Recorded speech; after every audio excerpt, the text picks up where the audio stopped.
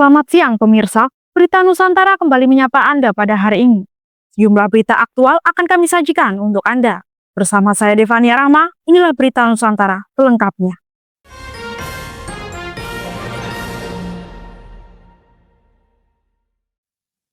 Pemirsa, Gubernur Sumatera Utara Bobi Nasution menyampaikan saat ini ada 5 organisasi perangkat daerah yang diperiksa terkait kasus dugaan korupsi.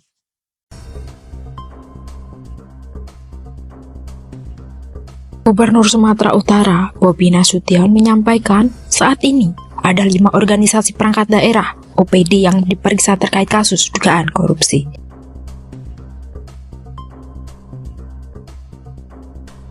Hal itu disampaikan Bobi saat melakukan pertemuan dengan KPK di Gedung Merah Putih, Jakarta Selatan, Senin 28 April 2025.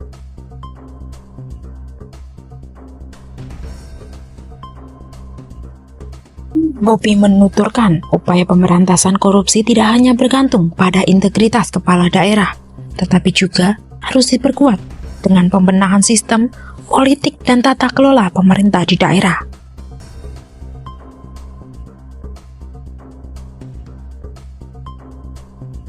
Dia pun meminta KPK agar memperkuat kehadiran di daerah, tidak hanya dalam konteks pencegahan, melainkan juga sebagai penengah dalam membangun kolaborasi yang sehat antara eksekutif dan legislatif di daerah.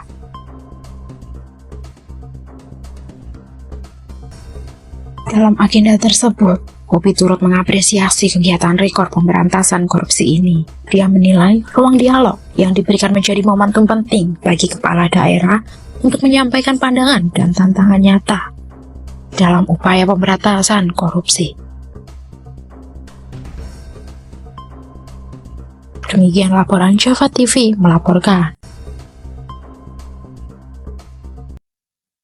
Berita selanjutnya pemirsa, sebuah insiden mengerikan terekam CCTV di kawasan Ngebrak, Gampeng Rejo, Kabupaten Kediri, Jawa Timur pada Sabtu 26 April 2025. Sebuah insiden mengerikan terekam CCTV di kawasan Ngebrak, Gampeng Rejo, Kabupaten Kediri, Jawa Timur.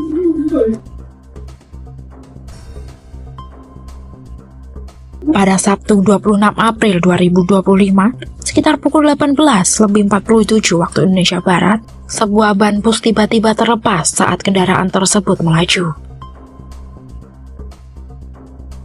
Nyaris menghantam pengendara motor yang menggonceng keluarganya. Beruntung, meski ban meleset kencang, keluarga tersebut berhasil selamat. Namun, motor yang mereka gunakan mengalami kerusakan parah akibat benturan keras. Rekaman CCTV memperlihatkan detik-detik menegangkan saat ban terlepas dan menggelinding dengan kecepatan tinggi menabrak motor yang berada di pinggir jalan. Motor tersebut dikendarai satu keluarga, pasangan suami istri, dan seorang anak kecil. Diduga, keluarga tersebut ingin menyeberang menunggu kendaraan sepi. Naasnya, sebuah ban terlepas dan menghantam motor bagian depan hingga hancur. Beruntung, satu keluarga tidak terluka. Video ini dengan cepat menjadi viral di media sosial, mengundang berbagai komentar dari netizen. Demikian laporan Java TV melaporkan. Masih di Berita Nusantara, pemirsa, polisi melakukan olah TKP, penemuan mayat pengendara sepeda motor di bawah jembatan Sungai Napau, perbatasan, Kecamatan Kota Baru. Polisi melakukan olah TKP, penemuan mayat pengendara sepeda motor di bawah jembatan Sungai Napau, perbatasan, Kecamatan Kota Baru. Warga Kabupaten Dharmasraya dihebohkan dengan penemuan mayat pemuda yang tergeletak di bawah jembatan Sungai Napau, perbatasan Nagari, Sungai Duo, dan Kota Padang, Kecamatan Kota Baru, Minggu 27 April, sekitar pukul 14 waktu Indonesia Barat. Diduga Ronaldo 20 tahun, warga Jorong, Nagari, Kota Padang tewas akibat kecelakaan saat mengendarai sepeda motor.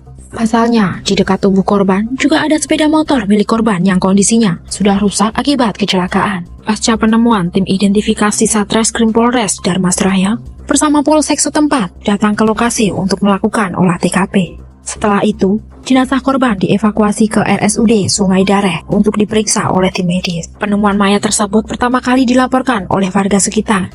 Menurut Rahmat, warga Sungai Duo, korban ditemukan bersama kendaraan, roda duanya di bawah jembatan. Saat dikonfirmasi tentang kejadian ini, Kapolres Dharmasraya melalui Kasat Reskrim Polres Dharmasraya, Ibtu Evi Hendri Susanto menyampaikan bahwa informasi awal dari warga di sekitar lokasi kejadian mengidentifikasi korban bernama Ronaldo, seorang pemuda berusia 20 tahun yang merupakan warga nagari Kota Padang.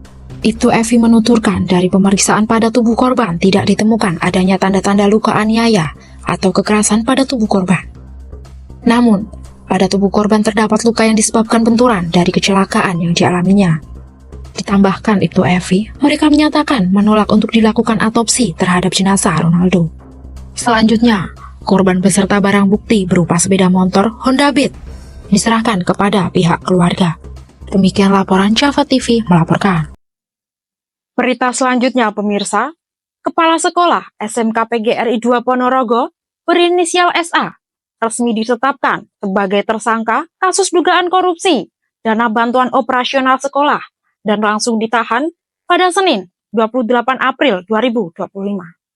Setelah berbulan-bulan teka-teki kasus dugaan korupsi dana bantuan operasional sekolah di SMK PGRI 2 Ponorogo bergulir tanpa kejelasan, Kejaksaan Negeri Ponorogo akhirnya mengambil langkah tegas. Kepala Sekolah SMK PGRI 2 Ponorogo berinisial SA resmi ditetapkan sebagai tersangka dan langsung ditahan Senin 28 April 2025. Penetapan status tersangka ini merupakan hasil pengembangan penyelidikan panjang sejak penggeledahan di sekolah tersebut pada November 2024 lalu. Telah diperiksa secara intensif sejak pukul 10 waktu Indonesia Barat, SA akhirnya dijebloskan ke rumah tahanan kelas 2B Ponorogo untuk menjalani penahanan selama 20 hari ke depan. SA diduga kuat melakukan penyelewangan penggunaan dana BOS periode 2019 hingga 2024. Selama 5 tahun tersebut, dana yang seharusnya untuk mendukung operasional pendidikan justru diduga dipakai tidak sesuai untuk peruntukannya. Kasus ini menjadi peringatan keras bahwa dana pendidikan yang seharusnya menjadi tulang punggung kemajuan generasi muda tidak boleh diselewangkan untuk kepentingan pribadi. Kini, publik Ponorogo berharap kejaksaan mampu mengusut tuntas kasus ini. Bukan hanya berhenti pada satu tersangka, tetapi mengungkap seluruh jaringan yang terlibat dalam penyelewangan dana BOS di SMK PGRI 2 Ponorogo. Demikian laporan Java TV melaporkan. Masih di berita Nusantara pemirsa, aksi unjuk rasa solidaritas atau demo yang dilakukan warga Ijen di Pengadilan Negeri Bondowoso diwarnai pukulan, saling dorong, serta hujan botol air mineral.